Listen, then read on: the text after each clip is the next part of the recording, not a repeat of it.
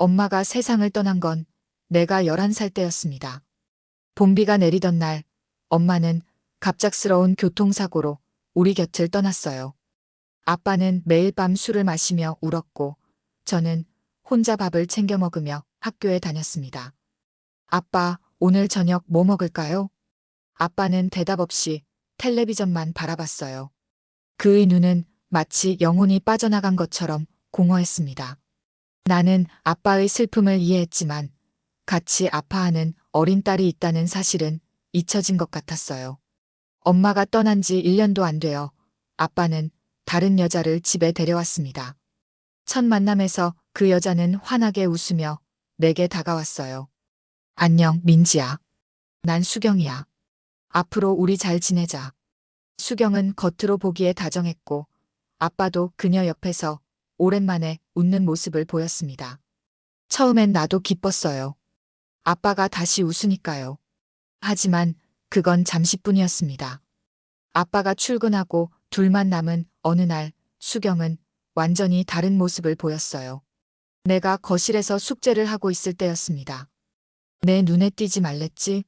정말 꼴 보기 싫어.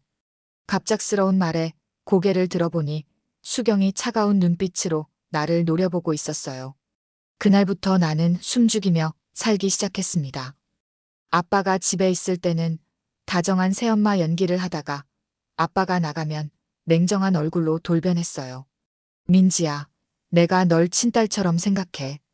아빠 앞에서 내 머리를 쓰다듬던 수경이 아빠가 방을 나가자마자 손을 휙 치웠습니다. 그런 이중적인 모습이 아빠 눈에는 전혀 보이지 않는 것 같았어요. 새엄마와 아빠 사이에 딸이 태어나던 날 나는 병원 대기실 구석에 혼자 앉아 있었습니다. 간호사가 나를 보며 물었어요. 언니도 아기 보러 들어갈래? 대답하기 전에 수경이 손짓했습니다. 들어오지 말라는 뜻이었어요. 그날부터 나는 완전히 그림자 취급을 받게 되었습니다. 밥도 따로 먹었고 수경은 내 이름 대신 야라고 불렀어요. 야, 이거 설거지해. 야, 애 좀 봐. 13살 생일에는 생일 축하도 없었어요. 아빠는 수경의 딸 소연이에게 모든 관심을 쏟았고 나는 점점 집안에서 존재감을 잃어갔습니다. 중학교 3학년이 되던 해 고등학교 진학 상담을 받던 날이었어요. 담임 선생님께서 추천서를 써주셨고 기뻐서 집에 달려갔습니다. 아빠, 선생님이 인문계 고등학교 추천서를 써주셨어요. 저녁 식탁에서 조심스레 말을 꺼냈습니다. 아빠는 미소 지었지만 수경이 차갑게 말했어요. 우리 형편에 내가 공부는 무슨 공부야? 그냥 살림이나 배워. 아빠의 표정이 굳어졌습니다. 나는 아빠가 뭐라도 말해주길 기대했어요. 하지만 아빠는 아무 말도 안 했습니다. 그저 고개를 숙이고 밥만 먹었어요. 아빠. 내 목소리는 떨렸습니다. 아빠는 잠시 나를 보다가 다시 고개를 숙였어요. 그 순간 난 알았습니다. 아빠는 내 편이 아니라는 것을. 방에 들어가. 얘기는 끝났어. 수경의 차가운 목소리에 나는 자리에서 일어났습니다. 내 꿈이, 희망이 산산조각 났어요. 그날 밤 방에서 혼자 울면서 생각했습니다. 이제 내 인생은 끝났구나. 그날 이후 내 인생의 문은 닫혔습니다. 학교에 가는 대신 집안일을 하며 수경의 딸을 돌보는 나날이 시작되었어요. 17살이 된 나는 더 이상 학생이 아니었습니다. 아침 5시에 일어나 집안 청소를 하고 아침 식사를 준비했어요. 수경은 늘 불평했습니다. 이걸 어떻게 먹어? 소금은 안 쳤니? 아무리 노력해도 칭찬은커녕 매번 꾸중만 들었어요. 아빠는 묵묵히 밥을 먹다가 출근했고 소연이는 나를 하녀처럼 대했습니다. 언니, 내 양말 찾아줘. 언니, 내 숙제 도와줘. 소연이는 같은 집에 살면서도 학교에 다닐 수 있었어요. 아침마다 교복을 입고 나가는 소연이를 보며 가슴이 아팠습니다. 내가 입었어야 할 교복인데. 창문 밖으로 친구들이 교복 입고 웃으며 학교 가는 모습이 보였어요. 가끔 중학교 때 친하게 지냈던 지영이가 보이면 급히 커튼을 쳤습니다. 창피했어요. 모두가 꿈을 향해 나아갈 때 나만 멈춰 있다는 사실이. 집안일을 마치고 소연이가 학교에서 돌아오면 간식을 챙겨주고 저녁 준비를 했습니다. 하루하루가 끝없는 반복이었어요. 가끔 마트에 장을 보러 나갈 때면 잠시나마 자유를 느꼈지만 그것도 잠시뿐이었습니다. 20살 생일날 수경이 불렀어요. 이제 성인이니까 돈 벌어. 공장 사람 구한다더라. 그게 내 성인식이었습니다. 축하도 선물도 없었어요.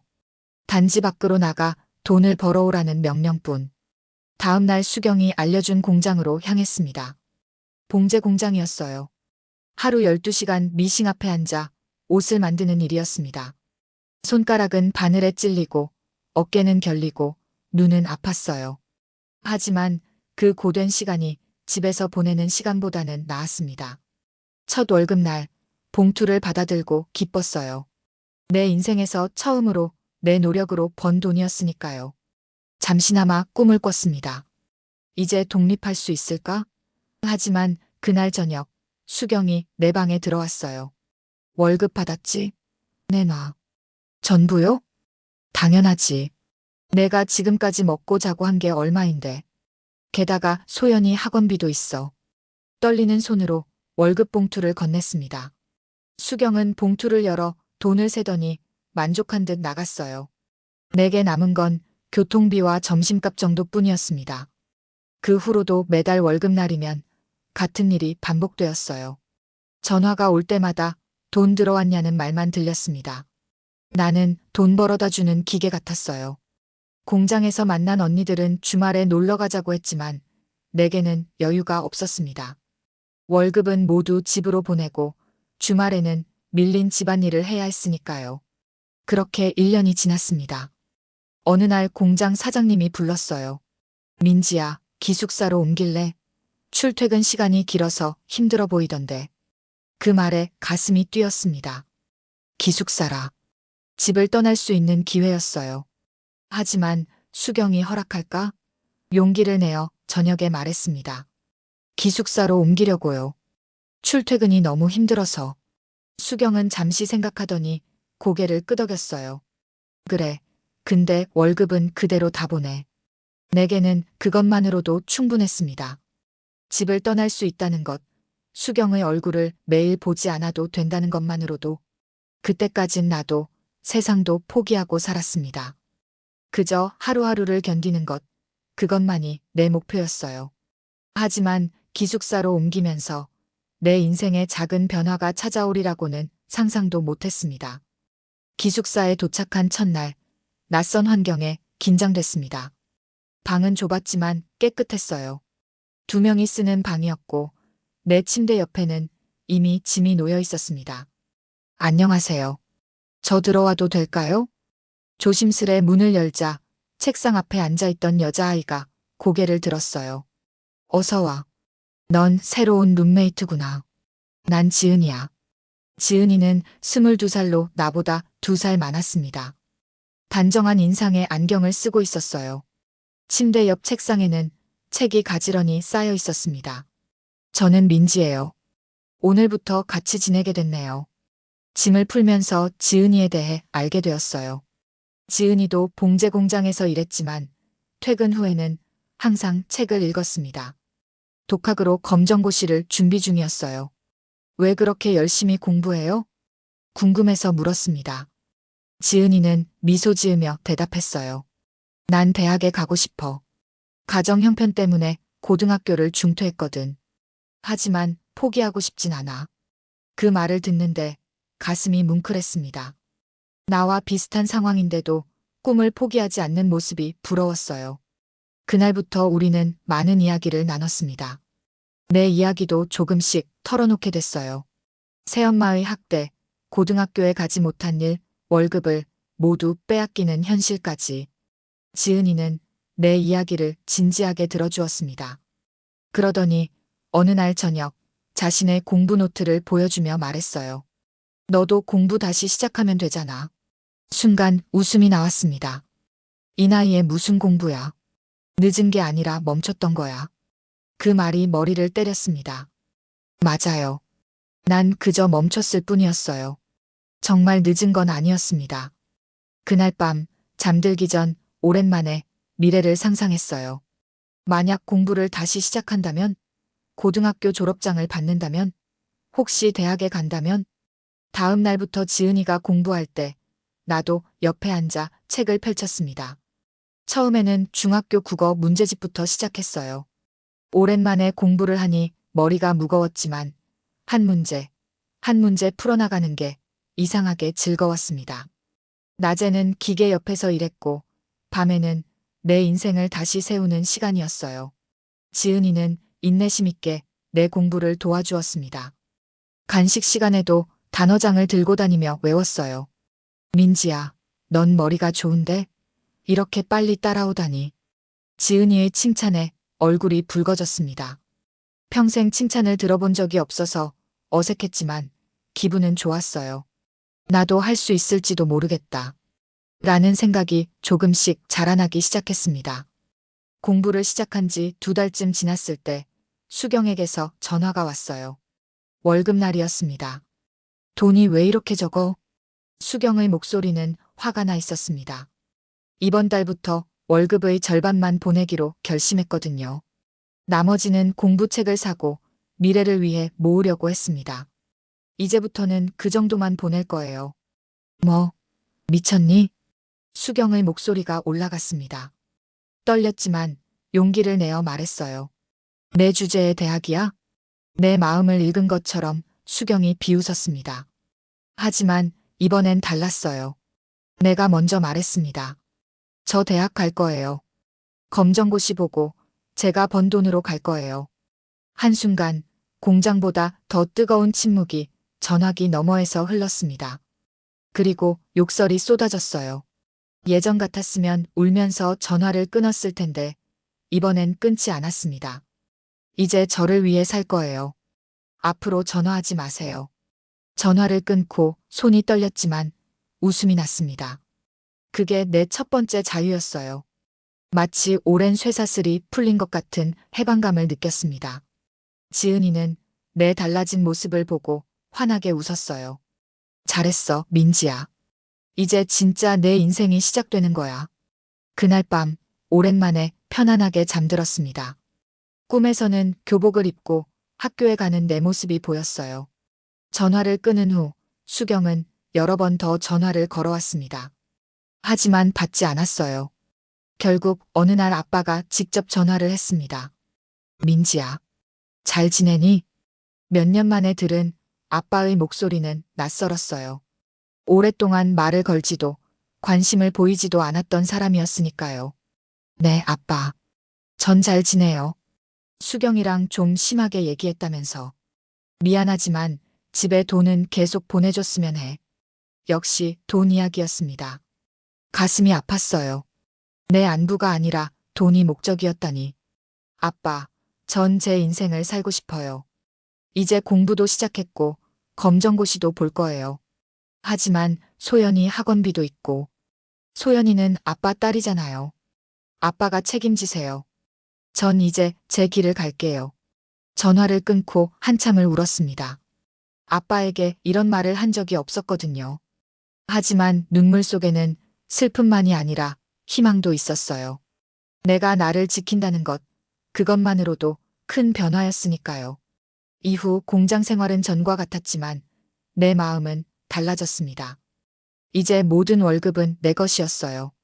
절반은 저축하고 나머지로 생활비와 공부 비용을 충당했습니다. 작은 행복이 생겨났어요. 원하는 책을 살 수 있고 가끔 맛있는 것도 먹을 수 있다는 것. 일과 공부를 병행하는 건 쉽지 않았습니다. 밤늦게까지 공부하다 졸아 책상에 엎드린 적도 많았어요. 특히 수학은 어려웠습니다. 중학교 때도 잘하지 못했는데 오랜 공백이 있으니 더 힘들었어요. 이거 어떻게 푸는지 모르겠어. 좌절감에 문제집을 덮으려는데 지은이가 다가왔습니다. 함께 풀어볼까? 나도 처음엔 어려웠어. 지은이는 내게 포기하지 않는 법을 가르쳐줬어요. 한 문제를 10번, 20번 반복해서 풀기도 했습니다. 그러다 보니 조금씩 이해가 되기 시작했어요. 퇴근 후 3시간씩 공부했습니다. 쉬는 날에는 아침부터 저녁까지 책상에 앉아 있었어요. 피곤해도 절대 포기하지 않았습니다.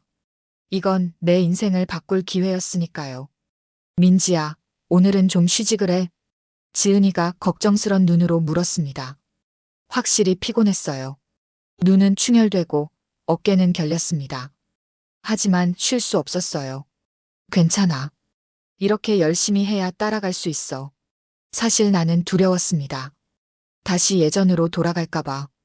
수경이 다시 내 인생을 통제할까봐. 그래서 더 필사적으로 공부했어요. 지은이가 먼저 검정고시에 합격했습니다. 그녀는 곧 대학 입시 준비를 시작했어요. 나는 그녀의 빈자리가 허전했지만 그 자리에 더 많은 책을 쌓아두었습니다. 또 6달이 지나고 나도 첫 모의고사를 봤어요. 성적은 생각보다 좋지 않았습니다. 특히 영어가 취약했어요. 하지만 포기하지 않았습니다. 오히려 더 열심히 했어요. 사장님이 내 변화를 알아챘는지 어느 날 물었습니다. 민지야, 요즘 무슨 일 있니? 표정이 달라졌더라. 검정고시 준비 중이에요. 대학도 가고 싶어서요. 사장님은 놀란 표정이었지만 곧 환하게 웃었어요. 그렇구나. 대단하다. 시간이 필요하면 말해. 가능한 한 도와줄게. 그 말에 용기가 났습니다. 이제 내 편이 생긴 것 같았어요. 지은이, 그리고 사장님까지. 어느 날 소포가 도착했습니다. 보낸 사람은 아빠였어요. 설레는 마음으로 열었습니다. 혹시 화해의 메시지? 아니면 응원의 말? 하지만 소포 안에는 수경의 편지와 소연이의 학원비 청구서가 들어 있었습니다. 내가 책임져야 할 일이다라는 내용이었어요. 가슴이 아팠지만 이제는 흔들리지 않았습니다. 소포를 그대로 반송했어요. 나는 내 길을 가기로 했으니까요. 비록 혼자지만 이제는 내 삶의 주인이었습니다. 밤하늘의 별을 보며 다짐했어요. 반드시 해낼 거야. 내가 꿈꾸던 삶을 살 거야. 퇴근 후 3시간씩 공부하는 생활이 1년 가까이 이어졌습니다. 주말에는 아침부터 밤까지 책상에 앉아 있었어요. 피곤했지만 공부할 때면 모든 피로가 사라지는 느낌이었습니다. 민지야, 이번 주말에 영화 보러 갈래? 공장의 친구 수진이 물었지만 고개를 저었어요. 미안해. 다음 달에 검정고시가 있어서. 친구들은 이해한다며 웃었습니다. 이제 모두 내가 얼마나 간절하게 공부하는지 알고 있었어요. 검정고시 날짜가 다가올수록 긴장되었습니다. 시험장 위치를 미리 가보기도 했어요. 큰 학교 건물 앞에서 심호흡을 하며 마음을 다잡았습니다. 할 수 있어. 이 시험만 통과하면 한 걸음 더 나아갈 수 있어. 시험 전날 지은이가 전화로 응원해 주었어요. 그녀는 이미 대학에 합격해 다른 도시로 떠난 상태였습니다. 긴장 풀고 그동안 준비한 대로만 하면 돼. 넌 충분히 준비했어. 지은이의 말에 용기를 얻었어요. 그날 밤 모든 교재를 정리하고 일찍 잠자리에 들었습니다. 시험 당일 떨리는 마음으로 시험장에 들어섰어요. 다양한 연령대의 사람들이 있었습니다. 나와 비슷한 또래도 보였고 더 나이 많은 어른들도 있었어요. 모두 각자의 사연을 안고 이 자리에 모였을 테죠. 시험은 생각보다 어렵지 않았습니다. 그동안 풀었던 문제들과 비슷했어요. 하지만 영어 시간에 잠시 막혔습니다. 모르는 단어가 나와 당황했지만 침착하게 문맥을 파악해 답을 골랐어요. 시험을 마치고 나오는데 하늘이 유난히 파랗게 보였습니다. 마치 내 마음처럼 맑고 희망찬 하늘이었어요. 이제 결과만 기다리면 돼. 한 달 후 떨리는 마음으로 결과를 확인했습니다. 화면에 합격이라는 글자가 보였어요. 순간 눈물이 왈칵 쏟아졌습니다. 나도 할 수 있구나. 그 한마디가 내 인생을 통째로 바꿨습니다. 이제 나는 고등학교 졸업 자격을 얻은 거예요. 집에서 쫓겨나다시피 했던 그날부터 지금까지 얼마나 많은 것이 변했는지 실감이 났습니다. 사장님께 검정고시 합격 소식을 전하자 축하해 주셨어요. 정말 축하해, 민지야. 앞으로 무슨 계획이니? 대학에 가고 싶어요. 교대에 가서 선생님이 되는 게 꿈이에요. 어린 시절부터 선생님이 되고 싶었어요. 아이들에게 희망을 주는 사람이 되고 싶었습니다. 특히 나처럼 어려운 환경에 있는 아이들을 돕고 싶었어요. 좋은 꿈이구나. 넌 할 수 있을 거야. 사장님의 격려에 용기를 얻어 본격적인 대학 입시 준비를 시작했습니다. 이제 밤 12시가 넘어도 불을 끄지 않았어요. 수능 공부는 검정고시보다 훨씬 어려웠습니다. 특히 수학과 영어는 계속 고민거리였어요. 오늘은 30문제 더 풀고 자자. 매일 밤 스스로 목표를 세우고 달성했습니다. 공장일로 지친 몸이었지만 꿈을 위해 포기할 수 없었어요. 어떨 때는 너무 졸려서 책상에서 잠들기도 했지만 일어나면 다시 공부했습니다. 그렇게 또 1년이 흘렀습니다. 수능이 코앞으로 다가왔어요. 마지막 모의고사에서 예상보다 좋은 성적이 나왔지만 여전히 불안했습니다. 교대는 경쟁률이 높았거든요. 수능 당일 모든 것을 걸고 시험에 임했습니다. 시험장을 나오며 최선을 다했다는 마음이 들었어요. 결과가 어떻게 나오든 지금까지 온 과정이 소중했습니다. 합격 발표일 떨리는 손으로 교대 홈페이지를 열었어요. 내 수험번호를 검색하자 합격이라는 글자가 나타났습니다. 믿을 수 없어 몇 번이나 다시 확인했어요. 맞았습니다. 내가 정말 합격한 거예요. 아! 소리를 지르려다 손으로 입을 막았습니다. 눈물이 하염없이 흘렀어요. 모든 노력과 고통, 눈물이 이 순간을 위한 것이었다는 생각에 가슴이 벅찼습니다. 처음으로 자랑하고 싶은 마음이 들었어요. 아빠에게 전화를 걸까? 망설였지만 그냥 지은이에게 먼저 전화했습니다. 지은이는 내 소식을 듣고 기뻐했어요. 민지야, 너무 축하해. 난 내가 할 수 있을 거라 믿었어. 그녀의 진심 어린 축하에 다시 눈물이 났습니다. 지은이가 아니었다면 나는 여전히 그 집에서 그림자처럼 살고 있었을지도 모릅니다. 교대에 입학하고 기숙사에 들어가면서 새 출발을 했어요. 더 이상 공장에서 일하지 않아도 되었습니다. 장학금과 아르바이트로 학비와 생활비를 충당할 수 있었거든요. 교단에 처음 섰던 날 실습학교의 아이들을 마주하며 다짐했습니다.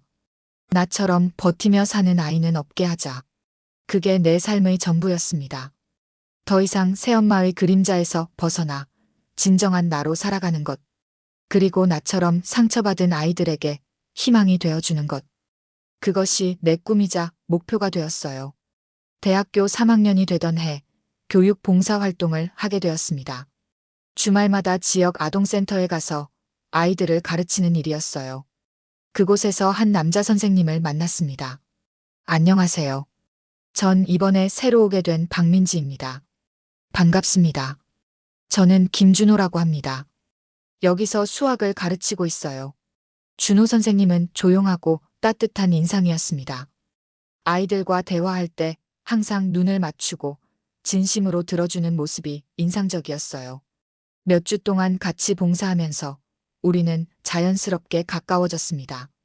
준호 선생님은 이미 초등학교 교사로 일하고 있었어요. 내게 많은 조언을 해주었고 실습 준비에도 도움을 주었습니다. 민지 씨는 아이들을 대하는 태도가 참 좋아요. 진심이 느껴져요. 어느 날 준호 선생님이 말했습니다.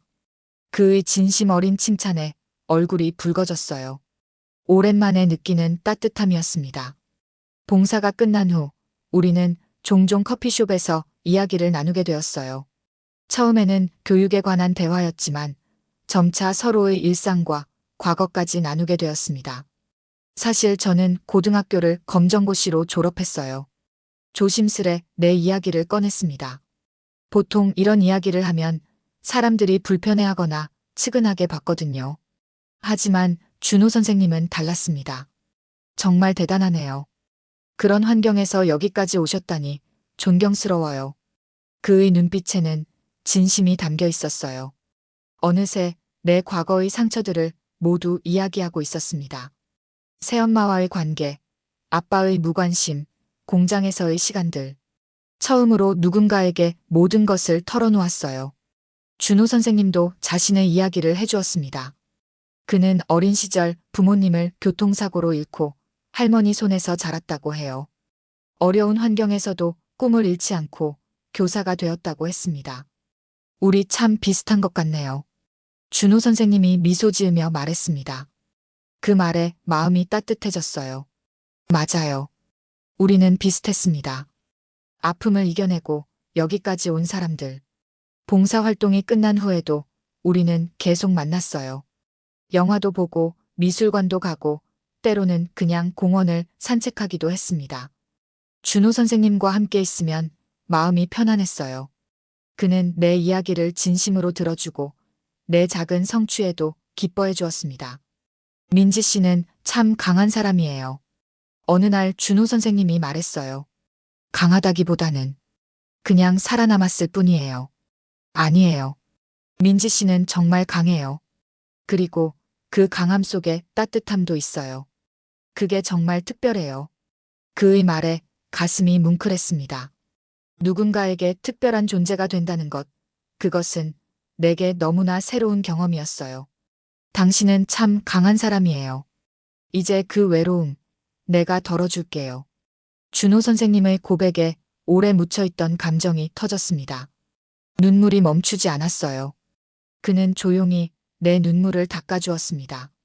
그 순간 내가 얼마나 외로웠는지 깨달았어요. 얼마나 누군가의 진심 어린 관심과 사랑을 갈망했는지. 우리는 1년 만에 결혼을 약속했습니다. 준호 선생님은 내게 안정감을 주었고 난 그에게 힘이 되어 주었어요. 서로의 상처를 이해하고 보듬어주는 관계였습니다. 우리 부모님께 인사드려야 할 것 같아요. 준호 선생님이 말했습니다. 그의 부모님은 이미 돌아가셨지만 할머니가 계셨어요. 하지만 내 쪽이 문제였습니다. 아빠와 새엄마에게 인사를 드려야 할지 고민됐어요. 괜찮아요. 민지 씨가 원하는 대로 해요. 억지로 할 필요 없어요. 준호 선생님의 배려에 감사했지만 결혼은 중요한 일이었어요. 오랜 고민 끝에 연락을 하기로 했습니다. 결혼이란 이유로 새엄마가 변할 리 없다는 걸 알면서도 마지막으로 한 번 더 기회를 주고 싶었어요. 떨리는 마음으로 오래된 집 전화번호로 전화를 걸었습니다. 몇 번의 신호음 후 익숙한 목소리가 들렸어요. 여보세요? 새엄마의 목소리였습니다. 순간 말이 나오지 않았어요. 여보세요? 누구세요? 민지예요. 잠시 침묵이 흘렀습니다. 그리고 예상치 못한 반응이 돌아왔어요. 민지, 어머, 오랜만이구나. 잘 지냈니? 갑자기 다정해진 목소리에 당황했습니다. 이게 무슨 상황인지 이해할 수 없었어요. 네. 연락드린 이유는 제가 결혼하게 되어서요. 결혼? 정말? 축하한다. 어떤 사람이니? 좋은 사람이야? 완전히 달라진 태도에 어리둥절했지만 간단히 준호 선생님에 대해 말했어요. 그러자 새엄마가 갑자기 상견례를 제안했습니다. 명색이 엄마인데 상견례엔 당연히 가야지. 그쪽 부모님도 만나고 싶고 나는 불안했지만 혹시나 하는 마음이 있었습니다. 어쩌면 정말 변했을지도 모르니까요. 하지만 이내 새엄마가 물었어요. 그 사람 집은 어때? 좀 잘 사는 집이니? 그 말에 가슴이 철렁 내려앉았습니다. 변한 건 아무것도 없었어요. 그저 또 다른 계산이 있을 뿐이었습니다. 준호 씨는 교수님 아들이에요. 솔직하게 말했습니다. 준호 선생님의 아버지는 돌아가셨지만 생전에 대학 교수였어요. 그 말을 듣자 새엄마의 목소리가 더 밝아졌습니다. 그래, 교수님 아들이라고? 그럼 더더욱 상견례를 해야지. 전화를 끊고 나니 불안한 마음이 들었습니다. 준호 선생님에게 상황을 설명했어요. 괜찮겠어요? 정말 만나야 할까요? 준호 선생님은 내 손을 꼭 잡았습니다. 민지가 원한다면 만나요. 하지만 불편하면 언제든 그만둘 수 있어요. 내가 곁에 있을게요. 그의 말에 용기를 얻어 상견례 날짜를 잡았습니다. 호텔 식당에서 만나기로 했어요. 내 인생에서 가장 불안한 만남이 될 것 같았습니다. 상견례 당일 제 손은 땀으로 축축했습니다. 준호 선생님이 다정하게 손을 잡아주었어요. 괜찮아요. 내가 있잖아요. 그의 말에 안정을 찾으려 했지만 가슴은 여전히 두근거렸습니다. 준호 선생님의 할머니는 온화한 미소를 지닌 분이셨어요. 70대 후반이셨지만 정정하셨고 손주의 결혼을 축하한다며 내게 따뜻하게 대해주셨습니다. 호텔 로비에 도착하자 아빠와 새엄마가 이미 와 있었어요. 새엄마는 화려한 화장에 명품 가방을 들고 있었습니다. 소연이는 오지 않았어요. 아마도 대학에 다니고 있을 나이였겠죠. 민지야, 오랜만이구나. 아빠가 어색하게 인사했습니다. 여전히 그의 눈빛은 불안정했어요. 새엄마는 환하게 웃으며 내게 다가왔습니다. 우리 민지, 이렇게 예뻐졌네. 오랜만이야. 마치 오랜 친구를 만난 것처럼 자연스러운 태도에 당혹스러웠어요. 10년 넘게 만나지 않았는데 어제 만난 것처럼 구는 새엄마가 낯설었습니다. 준호 선생님이 정중하게 인사드렸어요. 안녕하세요. 저는 김준호입니다. 민지와 결혼을 약속한 사람이에요.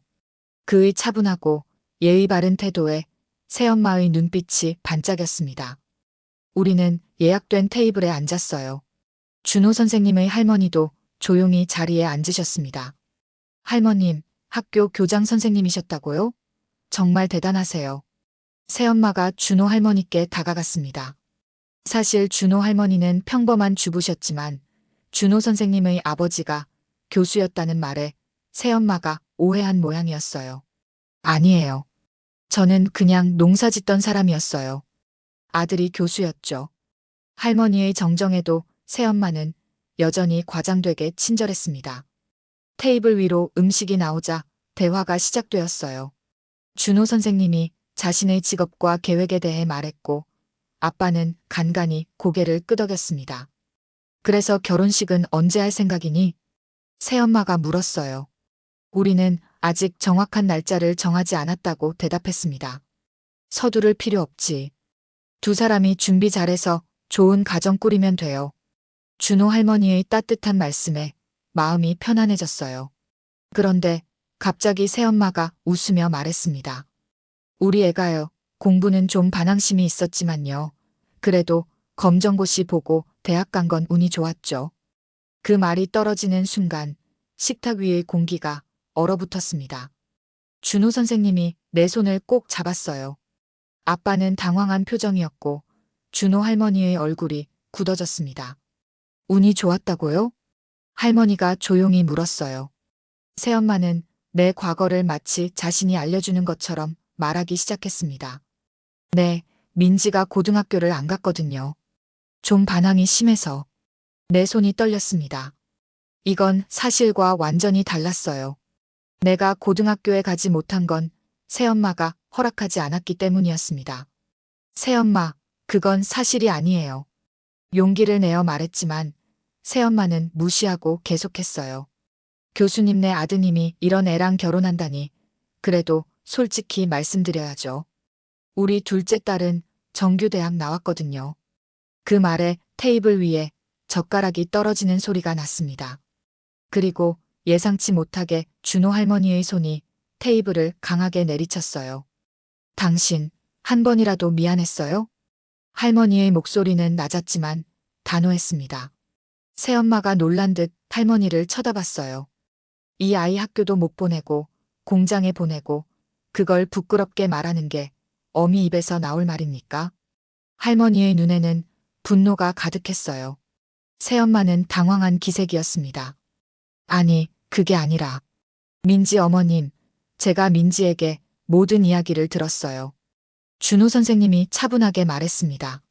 민지가 검정고시를 보고 대학에 간 건 운이 아니라 자신의 의지와 노력 때문이에요. 하루 12시간 공장에서 일하고 돌아와 밤새 공부했던 그 시간들을 당신은 아십니까? 새엄마의 얼굴이 붉어졌어요. 아빠는 고개를 푹 숙였습니다. 식당이 조용해졌어요. 다른 손님들도 우리 테이블을 힐끔거렸습니다.